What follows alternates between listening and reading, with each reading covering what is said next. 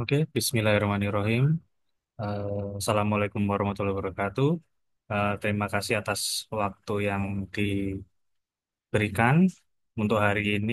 eh, Mohon maaf di grup semua bisa akuntansi Qadarullah memang sempat vakum, tapi moga-moga ke depan bisa rutin lagi sharing-sharing. Walaupun ya kita nggak akan sharing hanya soal akuntansi, Bapak Ibu, tapi kita juga ada beberapa eh, materi yang juga ingin kita bawakan yang mungkin masuk ke keresahan kita yang mungkin timbul di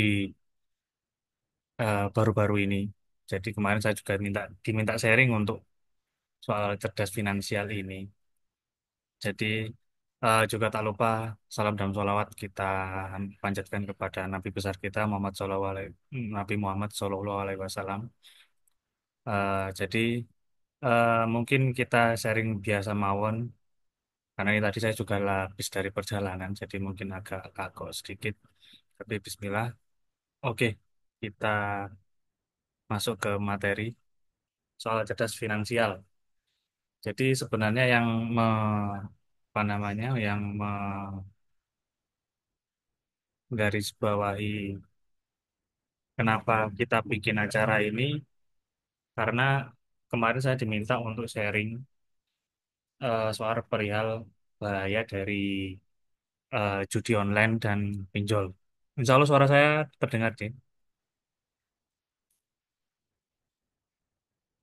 Jadi eh, dari situ ada keresahan yang disampaikan oleh salah satu dosen perguruan tinggi di Sidoarjo, di mana saya diminta untuk sharing. Jadi sekalian juga materi ini juga ingin saya sampaikan ke teman-teman.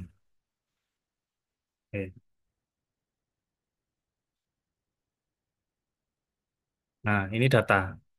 Data yang menarik adalah saya dapat dari tahun 2022 bahwa nasabah pinjol di Indonesia itu ada sekitar 18 juta. Berarti kalau penduduk kita ada 200 juta, ini hampir ya menarik, hampir 10%-nya. Nah, yang menarik adalah ternyata yang banyak terlibat pinjol itu adalah guru 42%. Dan teman-teman kita yang kena PHK 21%, ibu rumah tangga 18%, karyawan 9%. Jadi kalau 42%-nya berarti kan dari 18 juta ini bisa sekitar apa namanya hampir 7 jutaan ya, bahwa mereka itu guru yang terkena pinjaman online ini. Jadi dari dasar itu kemarin salah satu dosen di perguruan tinggi di Sidoarjo yang dibuat oleh teman-teman Yayasan Yatim Mandiri itu minta saya untuk sharing perihal bahaya ini. Jadi selain pinjol ini nanti juga arahnya kita ke judul yang mungkin lagi marak juga. Oke, next.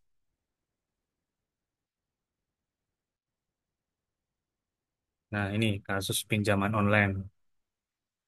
Kasus pinjaman online ini eh, seperti ini. Jadi memang akhirnya yang kena itu biasanya memang teman-teman kita yang di kalangan menengah ke bawah yang memang akhirnya terdesak oleh kebutuhan sehari-hari. Akhirnya ya seperti ini, diduga terjerat pinjol, guru ditemukan gantung diri di bangunan kosong Ubud. Baru aja kejadiannya September 2024 kemarin.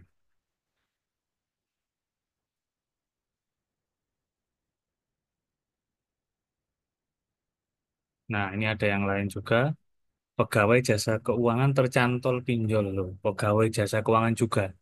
Jadi kalau tidak salah ini ada salah satu BUMN atau BUMD. Jadi dia juga ternyata terjerat pinjol juga yang sekitar kalau tidak salah di artikelnya itu sekitar 500 juta. Lumayan bagus juga. Padahal kan, kalau ditilik dari beritanya, beliau juga pegawai kantor jasa keuangan. Hmm. Nah ini yang saya lansir dari tim klikdokter.com. bahwa dampak pinjaman online itu yang pertama mudah cemas dan depresi, hingga mudah menjadi stres, dan perilaku mudah berutang akan menimbulkan sifat menghindari masalah. Yang terakhir sering dilanda menyesal, takut, dan malu akan tindakannya.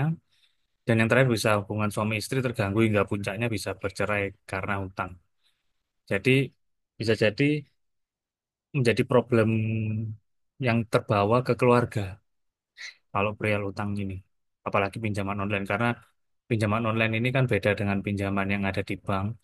Jadi pakai KTP dan pakai foto itu aja orang sudah bisa pinjam uang. Begitu ngerinya. Jadi gampang banget aksesnya untuk pinjaman online. Nah, sebenarnya nanti akan ada eh, solusi ya. Ada beberapa solusi yang bisa saya tawarkan. Dan itu memang akan bisa jadi jauh dari bayangan teman-teman ya. Oh, kalau apa namanya solusi pinjaman online berarti harusnya ada solusi pinjaman syariat. Nah, itu yang agak harus apa namanya harus dirubah mindsetnya. Jadi bukan pinjaman online ya pinjaman syariah. Nanti bunganya atau marginnya harus kecil. Nah, ini nanti harus apa namanya diluruskan. Next. Nah, ini kalau kasus judi online. Mungkin kalau teman-teman yang di Jawa Timur atau di Jawa mungkin ini juga menarik bahwa Polwan Mojokerto yang bakar suami gara-gara judol dituntut 4 tahun bui. Jadi kalau dari sini ya 4 tahun bui ya, ya lumayan ya. Sudah suaminya ternyata terlanjur terbakar dan meninggal. Nah itu ngerinya juga ya. Kalau seorang istri marah-marah Bapak Ibu. Jadi janganlah kita main judi. Jadi selain ini akhirnya sang suaminya juga qadarullah meninggal. Sang istrinya yang bakar juga akhirnya terjerat hukum. Ini kan sangat kita sesali ya kalau kasus kayak gini hanya gara-gara judi.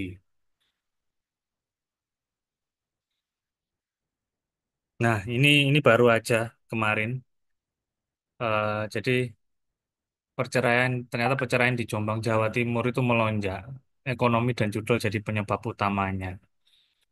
Jadi ternyata dari 2.427 kasus cerai gugat, itu ternyata mayoritas dipicu masalah ekonomi dan kecanduan judi online. Lah kan ngeri ini. eh Sudah membawa kalau tadi kan pinjaman online masih mungkin ini ya, tapi walaupun tetap sama, nanti arahnya bisa ke judi online dan bisa jadi nanti case-nya itu kombinasi, komplikasi. Jadi berutang ke pinjol untuk main judi online, wah tambah parah lagi ini. Jadi uang modalnya pun juga pinjam. Itu kan ngeri, Bapak. Ibu. Di satu sisi harus membayar pinjaman online, di satu sisi ini juga nggak ada kepastian karena judi ini juga ngeri gitu loh. Next ya. Jadi kita juga lihat cuplikannya videonya yang tadi.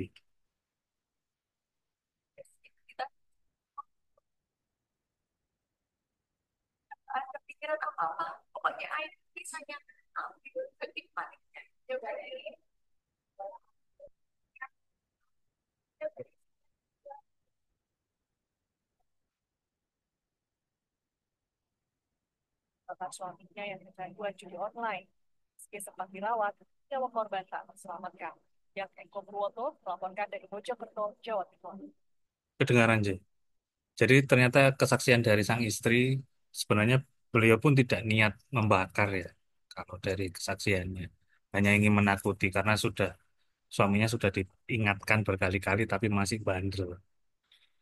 Nah, ternyata ketika terlanjur terbakar pun ngasih air putih ternyata itu air cairan deterjen apa itu. Nah, itu kan mungkin kalau kena api airnya tambah panas ya atau mungkin langsung diminum ya walau alam kita nggak tahu. Tapi kan yang ngeri juga gitu loh kasusnya kayak gini hanya gara-gara judi gitu loh.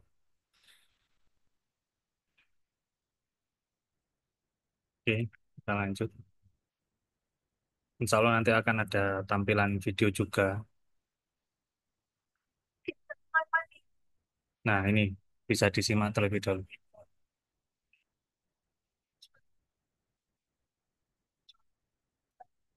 one of the experts on this, Professor David Knowles. Jadi di sini kita bisa ngelihat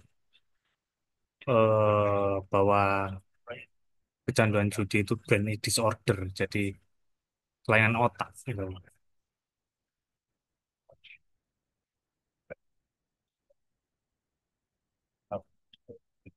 Profesor David Nath. This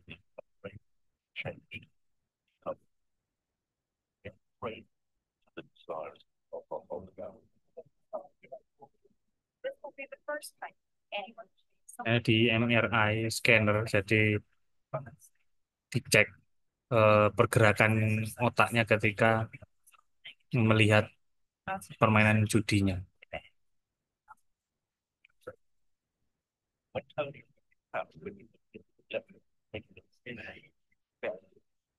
Terdengar nih suaranya, mungkin Bapak.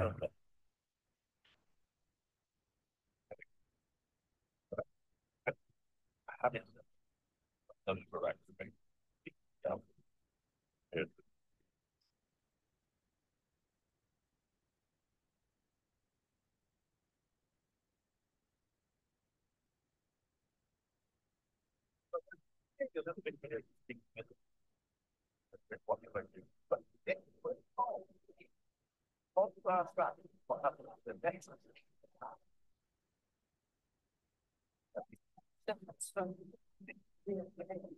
not 100%.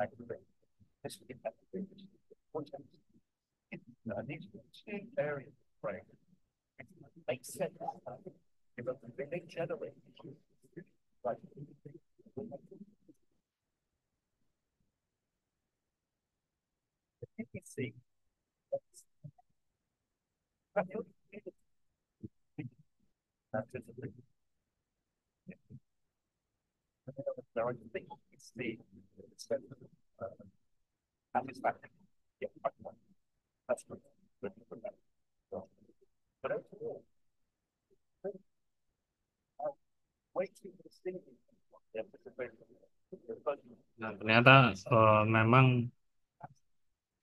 kuncinya bahwa otak itu bukan hanya ingin menangnya, tapi ikut ikut ikut andil dalam judinya itu yang bikin kecanduan.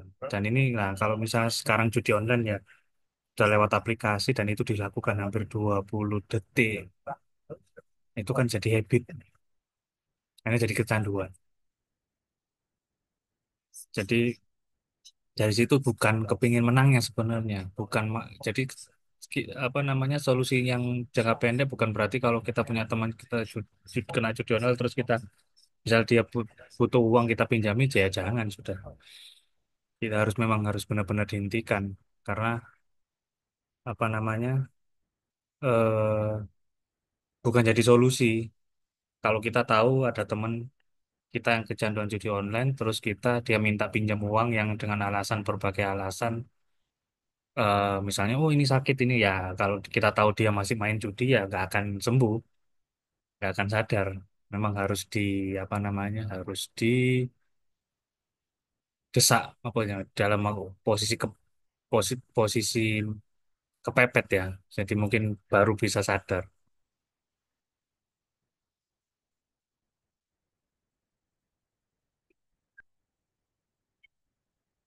Nah ini dampak judi online kecanduan karena akan mempengaruhi sistem saraf otak ya kerugian finansial pasti ya ini tadi hingga tak segan berutang untuk mendapat modal judi nanti sudah suka main judi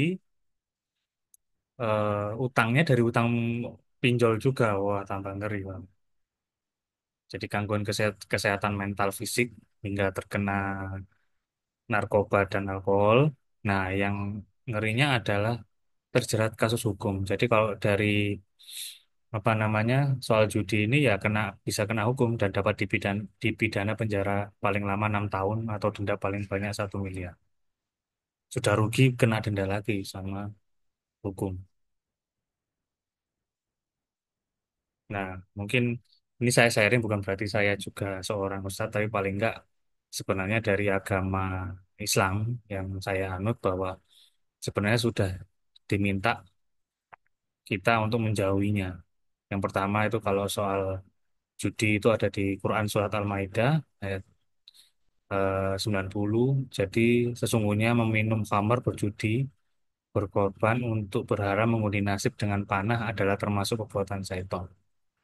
Maka jauhilah perbuatan-perbuatan itu. Nah, itu kalau soal yang judi online. Tapi kalau soal pinjaman online, kebanyakan kita pakai Al-Baqarah 275. Jadi orang-orang yang memakan riba tidak dapat berdiri, melainkan seperti berdirinya orang yang kesurupan setan karena gila. Nah, nanti di akhir ini maka mereka tempatnya di neraka dan mereka kekal di dalam. Jadi sebenarnya, wah kok nakut-nakutin Mas ya, sebenarnya ancamannya sudah ada gitu. Jadi kitanya aja yang belum paham akan bahayanya. Karena kan sebenarnya yang harus dipahami itu eh, perihal bahayanya. Kalau kita tahu bahayanya dan Allah sudah ngasih petunjuk seperti itu, harusnya kan kita kita benar-benar berikhtiar untuk menjauhinya. Nah, kadang kalau misalnya sudah terlanjur terlanjur Mas, ini gimana? Nah, apa solusinya kan itu biasanya dia. Karena tadi kan saya sudah sampaikan bahwa solusinya misalnya pinjaman online, itu berarti harus ada solusi pinjaman syariat. Nah itu yang harus di apa namanya dibuang jauh-jauh mindset seperti itu. Solusinya, nah ini kalau judi sebenarnya tadi di ayat yang surat Al-Maidah ya sebenarnya jauhi judi sudah harus dijauhi, benar-benar dijauhi. Nah kalau utang atau riba itu sebenarnya kan Allah sudah ngasih jawaban itu bahwa jual beli itu halal, riba itu haram. Atau kita juga ada sekarang yang apa namanya solusi yang lain itu ya sirka atau investasi. Nah, cuma kalau sirka atau investasi ini kita nanam modal ke orang itu kita perlu perlu orang atau lembaga kita perlu tahu kapabilitas atau akat-akat yang ada di dalamnya. Di Thailand Hmm. itu Tapi online bukan yang judi online. ya. Tipenya kayak yang sekarang banyak ini gue. Iya yang orang pada main slot di handphone. Oh, slot ya. Tapi banyak semua orang tahu. Oh, jadi itu operatornya jadi. Dulu jadi IT gitu. IT ngurusin sistem semua itu supaya kalah jaringan semua diurusin. Itu kan semua digital. Semua ada aplikasinya. Sebenarnya kemungkinan menang untuk main judi itu berapa persen? Dari 10 orang yang main, 8 kalah, 2 menang. Tapi sifat buruknya manusia itu mereka pasti ngerasa aku pasti sih 2 orang tersebut. Dan nggak ada sih yang cara untuk menang. Yang menang di dalam judi itu caranya cuma dua, satu dikasih sama bandarnya, dua jadi bandar. Gitu Oh, kan. Jadi iya. kalau jadi player ngarep-ngarep menang nggak ada yang jagung itu udah diperkirakan udah diperiksa nggak ada. Nah, ini yang disampaikan sama Koh Dennis Lim. Jadi judi itu hanya dua menangnya, dikasih sama bandarnya atau jadi bandarnya. Nah, ini cuma rekan-rekan kalau sudah tahu kayak gini jangan jadi bandar. Jadi ngerinya di situ. Jadi sebenarnya kita itu apa teman-teman kalau yang main judi online itu menangnya menang dikasihani, bukan menang karena wah ini sudah di apa diatur sedemikian rupa. Bahwa tidak. Secara algoritma, secara IT itu bisa semua bisa disetting. Jadi itu yang ngerinya kalau kita sudah terlanjur main judi online harus dipahami bahwa kita bukan seperti main pertandingan olahraga ya. Akhirnya jadi kalau main judi sudah pasti kalah. Jadi hanya mengharapkan belas kasihan dari bandarnya. Jadi itu yang bikin ngeri. Nah, solusinya ya kita harus jauhi. Ini dari koordinator.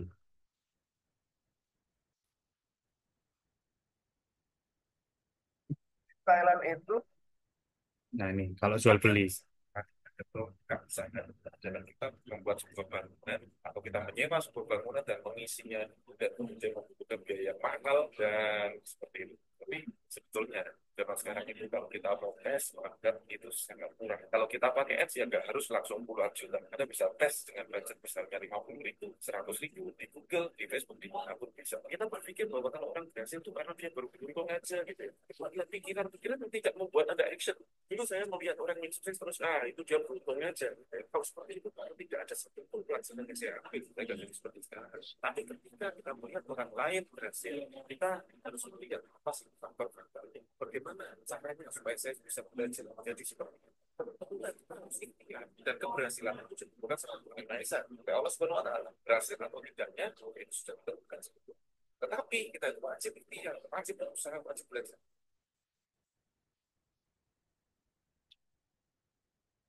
Nah, itu salah satu apa namanya eh influencer di YouTube, Mas Arli Kurnia. Jadi sebenarnya jual beli itu dengan modal seadanya. Jadi kita kalau mau buka usaha itu jangan jangan dengan mindset bahwa modal harus besar, modal harus pengen nyewa toko diisi dengan stok barangnya. Nah, itu yang harus kita rubah mindsetnya. Jadi jual beli dengan modal seadanya. Oh, kok bisa kayak gitu, Mas? Wah, apa namanya? Hanya hanya teori aja, enggak. Alhamdulillah sudah saya praktekkan juga dengan apa namanya? Apa yang tips-tips dari beliaunya dan itu memang bisa walaupun ya enggak mudah, enggak ada yang mudah kalau kita mau memulai jual beli dengan modal seadanya. Nah, sebenarnya jualan itu banyak.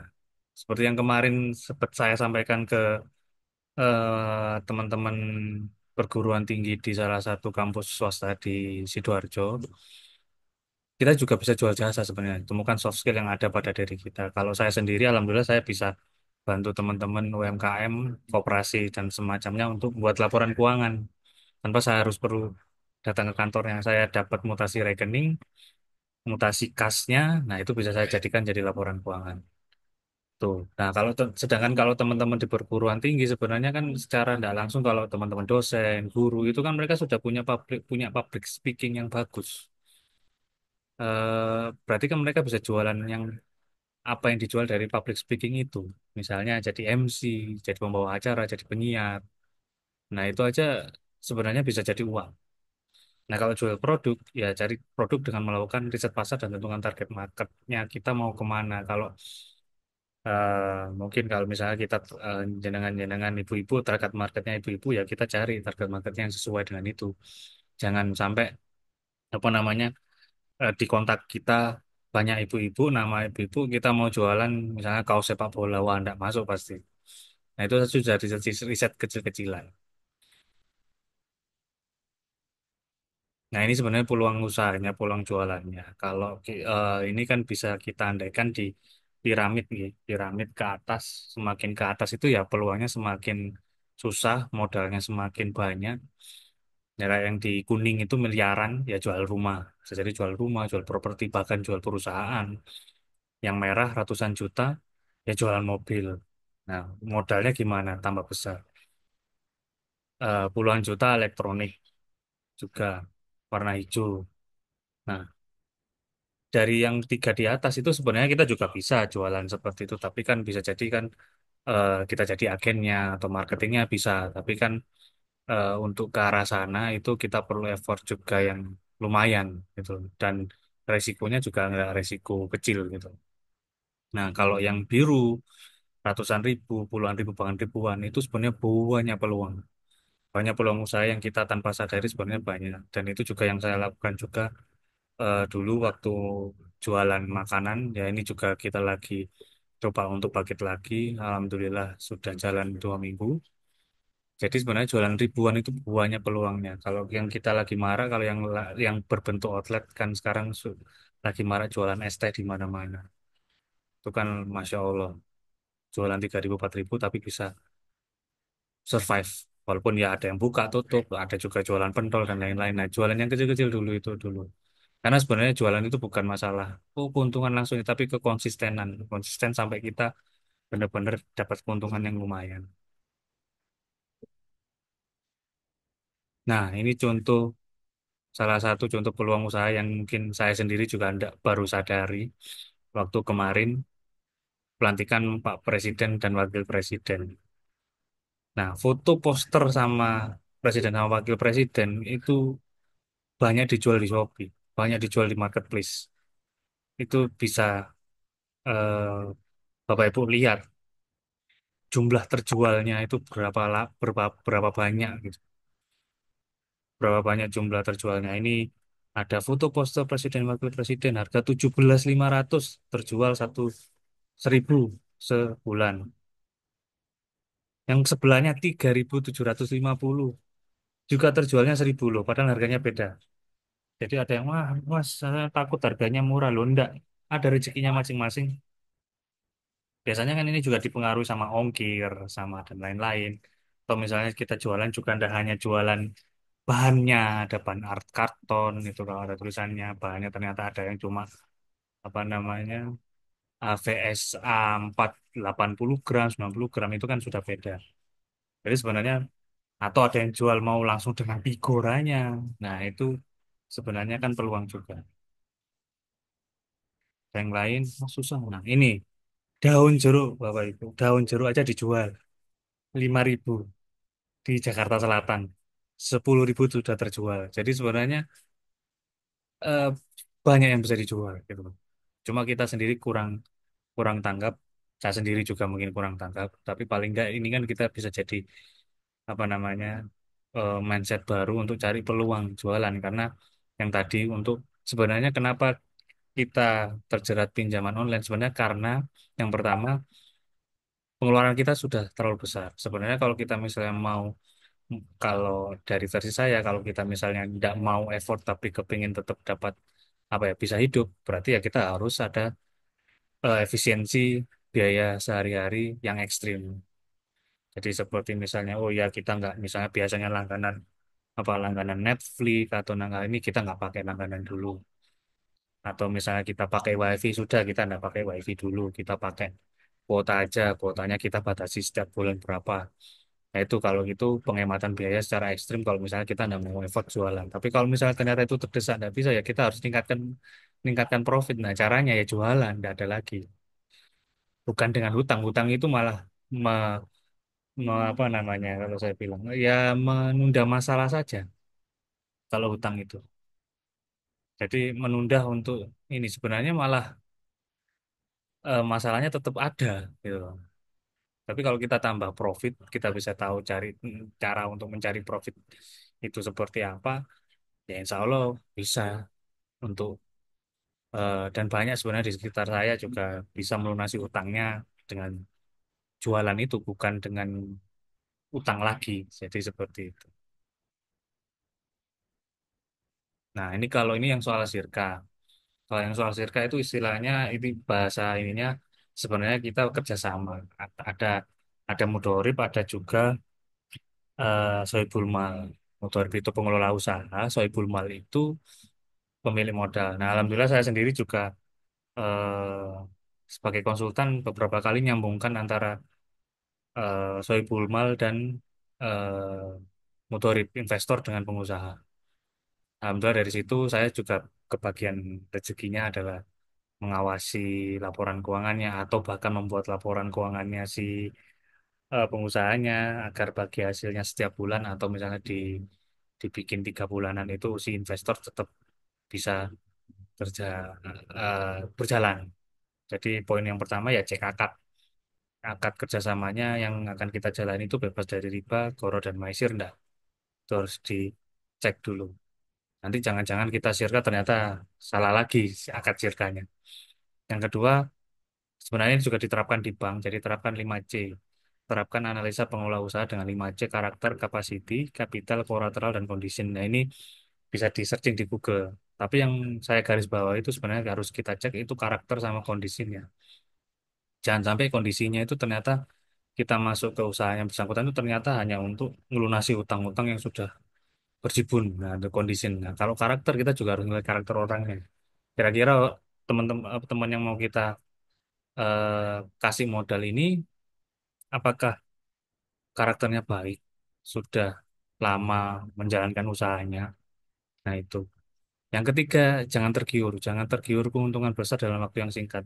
Itu jangan sampai. Jadi, jangan sampai ada yang, wah ini nanti. saya kasih 1% bagi hasil dari modal setiap hari. Nah, 1% bagi hasil dari modal itu sudah akadnya sudah salah, keuntungannya juga tidak masuk akal. Jadi kalau dihitung-hitung ya 30 hari atau 40, sorry, sorry, 39, 100 hari pun modalnya sudah kembali. Nah, itu kok kalau kita yang sudah biasa usaha kok rasanya nggak akan mau berbagi peluang usaha seperti itu ya. Berarti modalnya langsung balik dalam waktu 100 hari. Itu nggak make sense. Jadi seperti itu, Bapak Ibu. Jadi jangan sampai kalau kita mau naruh uang untuk dapat bagi hasil, dapat keuntungan tanpa harus melakukan apapun, itu jangan tergiur jangan tergiur apa dengan keuntungan yang besar. Yang keempat, nominalnya kecil. Coba dengan nominal yang kecil, jangan langsung dengan nominal yang besar. Jadi jangan kita invest langsung.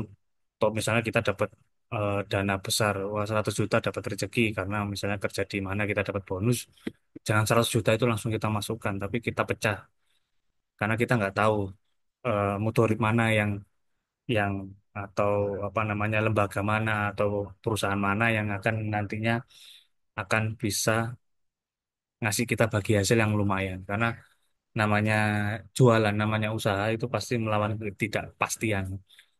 Jadi seperti itu. Tapi kita kalau misalnya kita masuk ke kita kasih modal di awal dan itu membantu salah satu teman kita pengusahanya berkembang, nah itu kita nanti akan kebagian juga rezekinya. Insya Allah seperti itu. Nah ini kalau solusi yang lain bisa disimak terlebih dahulu. Assalamualaikum warahmatullahi Ini wabarakatuh. salah satu koperasi yang kemarin saya pegang. Jadi ini beliaunya salah satu anggota. Software developer di salah satu kampus di Surabaya. Awalnya saya kenal KSBB dari sosial media. Beberapa kali melihat profilnya dari KPMI dulu, Komunitas Pengusaha Muslim Indonesia. Saat ini saya juga kok rasanya ingin ya punya usaha semacam itulah, tapi yang dalam koridor yang benar karena banyak sekali usaha-usaha yang mungkin bertentangan dengan syariat. Akhirnya saya ketika ketemu KPMI itu saya tertarik, kemudian saya coba gabung di situ dan ternyata pada saat itu mereka lagi ada bahas tentang KSBB, yaitu koperasi yang benar-benar syariah. Dari situ saya ada muncul ketertarikan.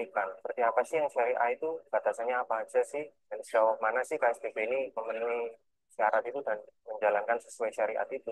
Akhirnya dari itu saya kenal KSBB, kemudian saya langsung daftar di situ. Kemudian berarti 1,5 tahun yang lalu ya, di 2000, berarti mungkin 2021. Poin utama yang paling membuat saya suka itu karena betapa kerasnya usaha para pengurus itu untuk menjaga supaya semua transaksinya itu berada di dalam koridor syariat. Karena kebanyakan koperasi lain hanya mementingkan profit saja, profit, profit, profit, yang digembar-gemborkan hanyalah profitnya. Sedangkan di sini benar-benar dijaga. Jadi dari situ saya memiliki merasa ketenangan dalam melangkah. Jadi sudah ada yang berusaha untuk menjaga tetap di koridor itu. Kemudian yang kedua, saya melihat karena banyaknya orang yang terutama di teman-teman saya yang banyak melakukan transaksi riba seperti cicilan motor, cicilan mobil, bahkan sampai HP, sampai hal-hal yang kecil pun menggunakan transaksi riba gitu. Ketika saya bisa bergabung di sini dan membantu mengalokasikan dana saya untuk dimanfaatkan orang lain untuk menjauhi riba, maka kenapa enggak? Itu poin yang plus. Yang ketiga juga investasinya di KSBB juga beberapa ada yang profitnya tinggi sekali dan itu cukup menarik juga. Dari banyak yang ada, yang pernah saya ikuti jelas yang investasi ya, karena paling banyak ya kuantitasnya ya. Waktu itu saya ingat di awal-awal itu waktu di Hotel Batika, salah itu tumpukan taksi Tanah Anjar waktu itu launchingnya. Saya tertarik, kemudian saya ikut investasi di situ. Sama setelah itu juga ada beberapa investasi setelah itu yang saya juga tertarik ikuti. Kemudian untuk kajian saya hanya sempat datang sekali atau dua kali. Kemudian untuk lain-lainnya kurang begitu, belum belum begitu saya pakai. Dari awal itu sampai sekarang sih saya lihat so far tidak ada asas-asas yang bertentangan dengan hadis yang sejauh yang mata awam saya melihatnya, dan semuanya memang dijaga oleh pengurusnya. Kebetulan saya juga tahu beberapa pengurusnya dan sempat bicara juga, dan saya melihat ada keseriusan di situ untuk menjaga itu. Jadi itu ya memantapkan saya untuk ikut di situ. Jadi merasa tenang gitu. Juga selama ini prinsip-prinsip yang selama ini tidak boleh, yang saya tahu tidak boleh, semuanya tidak dilakukan di sini. Menurut saya poin besarnya adalah sami'na wa ata'na. Ketika kita dilarang untuk membuat suatu transaksi riba, maka kita harus berusaha menghindarinya. Pahamilah bahwa kita dilarang untuk bertransaksi riba. Mungkin untuk sebagai penggantinya kita sudah mulai banyak nih jalur-jalur untuk tetap profit, untuk yang mau investasi, tapi tetap jauh dari riba. Salah satunya di KSBB ini. Jadi mungkin saran saya buat teman-teman yang lain, mungkin bisa jadikan KSBB ini sebagai alternatif dari investasi-investasi konvensional yang sekarang. KSBB itu saling untung. Nah, mungkin saya sedikit cerita sedikit. Jadi namanya KSBB, singkatannya Koperasi Serikat Bergerak Bersama. Alhamdulillah sudah ada di Play Store. Kalau App Store masih dalam proses kalau nggak salah, karena agak ribet karena masuk ke ranah apa ya? Bagi teman-teman Apple itu aplikasi seperti ini seperti aplikasi ya aplikasi pinjol gitu. Jadi buat mereka masih waktu saya masih di sana itu masih banyak yang diminta datanya. Akhirnya ya sementara ini masih bisa pakai Play Store. Jadi pakai Android, insya Allah bisa akses ke aplikasinya. Jadi aplikasinya di sini teman-teman bisa jadi anggota koperasi tanpa harus datang ke koperasinya. Teman-teman bisa invest ke project-projectnya yang ditentukan sama koperasinya dengan hanya dimulai 500.000. Jadi oh ya, ini juga nggak ada sangkut pautnya dengan tim KSBB ya. Saya juga sudah di luarnya, tapi saya masih jadi anggota. Jadi saya juga hanya ingin mensiarkan bahwa insya Allah sudah banyak alternatif-alternatif investasi itu yang sesuai syariat. Jadi secara kurang lebihnya main core bisnisnya adalah teman-teman di KSBB dijual beli kredit Bapak Ibu. Jadi ada yang mau beli HP, kita beli dulu 3 juta, dijual 3.600.000. Nah, seperti itu Pak anggota. Jadi keuntungannya dari jual beli dan teman-teman di situ yang membedakan sama teman-teman Bank Syariah adalah mereka teman-teman tidak pakai akad wakalah, jadi nggak akan menyerahkan uang tapi menyerahkan barang ke pembelinya. Yang mungkin kemarin yang sempat ikut apa namanya pembahasan soal murabahah, nah seperti itu. Jadi eh, akadnya benar-benar kita jaga betul agar tidak ada riba, maizah, dan goro. Nah, di situ teman-teman bisa invest. Nah, mulai investnya berapa? Kalau misalnya hanya jadi anggota biasa itu bisa mulai dari simpanan pokoknya 200 setiap bulan 50 ribu. Nah, apakah bisa hanya di tiap bulan? Enggak, di aplikasi ini simpanan wajib bisa Bapak Ibu bayarkan langsung. Misalnya, wah ada longgar dana 5 juta, ya sudah taruh langsung 5 juta, nanti dibayarkan langsung 5 juta itu jadi simpanan wajib. Jadi simpanan wajib di depan itu nanti memang mempengaruhi besarnya SAU yang didapat sama teman-teman anggota. Itu yang pertama. Nah, yang menariknya adalah teman-teman bisa juga invest di proyek-proyeknya KSBB sesuai yang ditampilkan di aplikasi. Jadi bisa dimulai dengan 500.000. Tapi sesuai yang kita sampaikan bahwa proyek ini memang akan mengikuti resikonya di pemodal. Jadi benar-benar kita sampaikan resikonya seperti apa, marginnya itu seperti apa, bagi hasilnya itu seperti apa, dan bagi hasilnya semuanya dari keuntungan, bukan dihitung dari modal. Jadi nanti di proposal itu ada. Nah, teman-teman bisa lihat sendiri, bisa cari sendiri di Play Store. Dan ini sudah nasional, jadi seluruh Indonesia bisa gabung. Jadi, Masya Allah ini memang buah kerja keras tim. Alhamdulillah kemarin memang sebelum saya resign, saya memang benar-benar apa ya, bantu teman-teman untuk merealisasikan aplikasi ini jadi. Jadi aplikasinya ini tidak hanya eh, jadi teman-teman anggota kalau mau bayar cicilan, invest itu seperti top up ke GoPay sudah pakai virtual account. Jadi top up langsung eh, di rekeningnya langsung di rekeningnya di koperasi itu langsung nambah saat itu juga. Jadi tidak usah khawatir, wah mas saya top up nanti takutnya uangnya ini gimana. Nah nanti kalau misalnya ada biasa kalau aplikasi kalau mungkin waktu networknya jaringannya lagi lemot mungkin bisa jadi ada ininya. Tapi setahu saya selama saya berapa ya 8 bulan atau 1 tahun megang aplikasinya alhamdulillah belum pernah ada yang gagal upload ke akun tabungannya. Di Alhamdulillah ini aplikasinya sudah jalan hampir 1 tahun lebih, belum ada, maksudnya belum ada error yang error yang berarti banget. Jadi teman-teman bisa cek sendiri di Google Play KSBP Universe namanya. Jadi di situ bisa invest mulai 500.000. Nggak tahu Pak, saya sudah jarang ngecek, tapi bisa jadi nanti kalau misalnya ke depan ada peluang, bisa jadi investnya tidak hanya mulai dari 500.000, tapi bisa sampai 100.000, 50.000, karena itu disetting manual sama admin. Hmm, seperti itu.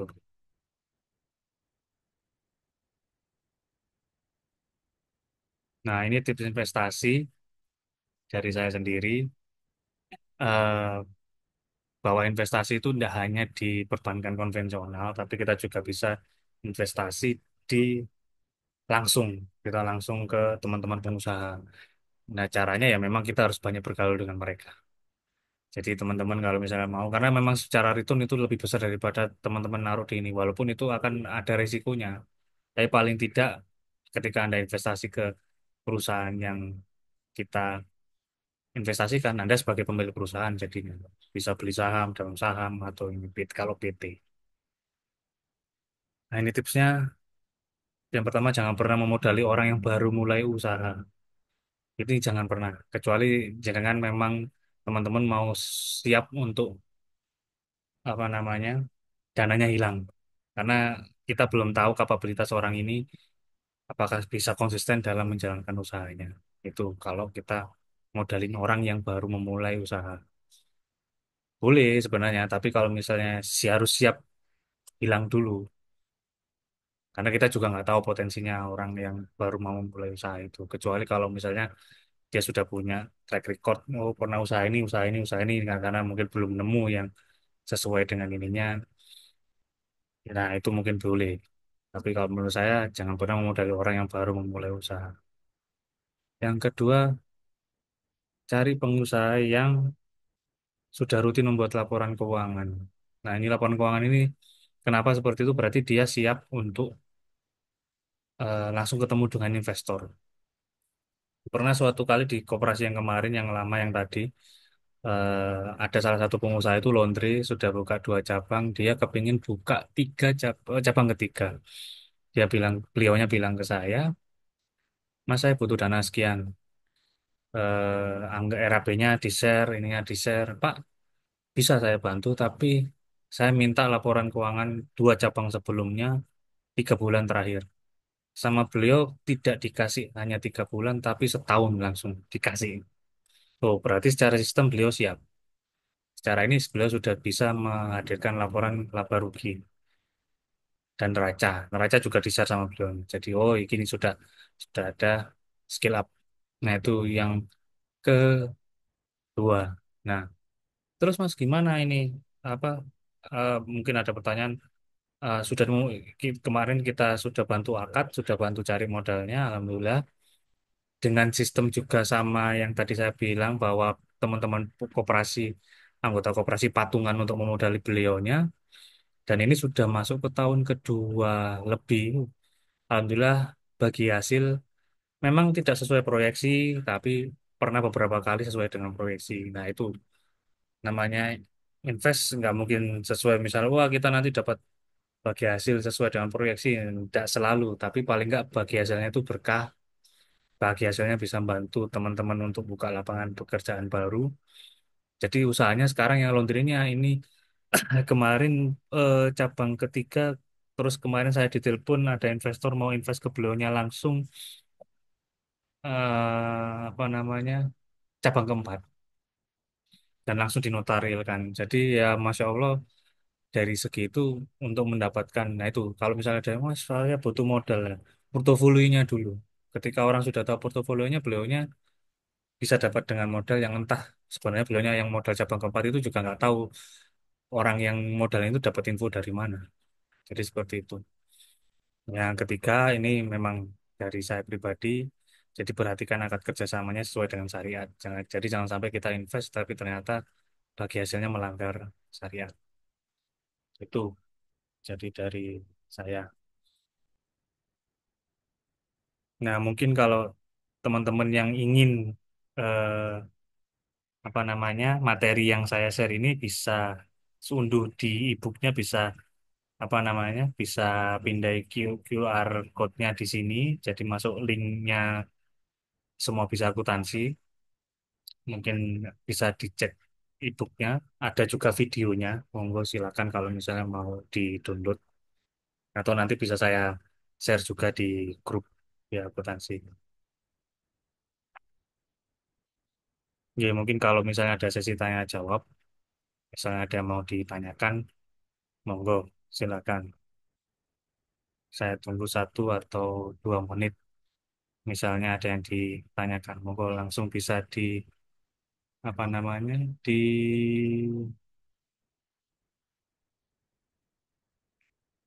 anu resen, atau bisa langsung di chat di WA, di chat di WA di Zoom meeting. Saya tunggu 1 atau 2 menit. Mohon maaf sebelumnya karena tadi lagi di perjalanan jadi agak telat sedikit. Tapi minimal ini yang mau saya sharing karena mengingat teman-teman ya mungkin pribadi juga masih terjerat apa namanya pinjaman. Nah itu mungkin salah satu solusinya bukan minjam lagi, tapi ya kita harus profit gitu. Nah, gimana caranya profit? Saya yakin Allah menciptakan kita pasti unik, dan kita bisa jadi solusi problem seseorang di luar sana. Tanpa kita ketahui kita bisa jadi solusinya gitu. Jadi sebenarnya itu bisa. Oke, sepertinya belum ada pertanyaan. Mungkin itu dari saya. Terima kasih atas waktunya. Kita tutup majelis ini dengan doa kafaratul majelis. Subhanakallahumma bika wa asyhadu alla ilaha illa anta wa astaghfiruka wa atubu ilaik. Terima kasih ya. Assalamualaikum warahmatullahi wabarakatuh.